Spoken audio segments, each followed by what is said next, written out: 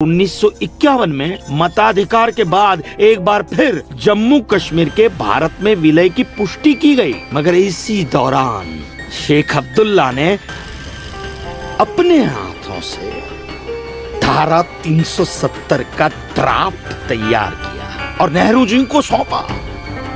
सरदार पटेल और आम्बेडकर साहब की मर्जी के खिलाफ 1952 में नेहरू जी ने इसे लागू भी कर दी। इसी धारा 370 की वजह से नेहरू जी ने कश्मीर को एक ऐसा विशेष दर्जा दे दिया जिसमें जम्मू कश्मीर राज्य ने हिंदुस्तान से अपना एक अलग संविधान स्थापित कर लिया।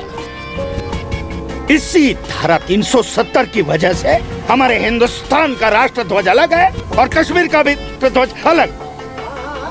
इसी धारा 370 की वजह से कश्मीर की कोई भी महिला यदि भारत के किसी भी अन्य राज्य के नागरिक के साथ शादी करती है तो उस महिला की नागरिकता समाप्त हो जाती है। लेकिन यदि वो महिला अगर किसी पाकिस्तानी नागरिक के साथ शादी करती है तो पाकिस्तानी नागरिक कश्मीर का नागरिक हो जाता है, हिंदुस्तान का नागरिक हो जाता है। इसी धारा 370 की वजह से भारत के किसी भी अन्य राज्य का नागरिक जम्मू कश्मीर में जमीन खरीद नहीं सकता, व्यापार नहीं कर सकता, लेकिन जम्मू कश्मीर का नागरिक भारत के किसी भी अन्य राज्य में जाकर अपना व्यापार कर सकता है, जमीन खरीद सकता है, कुछ भी कर सकता है।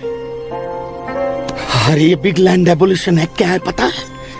यदि जम्मू कश्मीर का कोई भी मुसलमान जमीन ठेके पर लेकर खेती करता है तो कश्मीर की सरकार उस हिंदू को बिना मुआवजा दिए वो जमीन जबरन उस मुसलमान को दे सकती है। ये है बिग लैंड एबोल्यूशन एक्ट, ये है धारा 370। यही नहीं, ये जो सरकार की ऋण निरस्तीकरण योजना है ना, इसके अंतर्गत उन सारे मुसलमानों का कर्जा माफ कर दिया जाएगा जो उन्होंने हिंदुओं से लिया।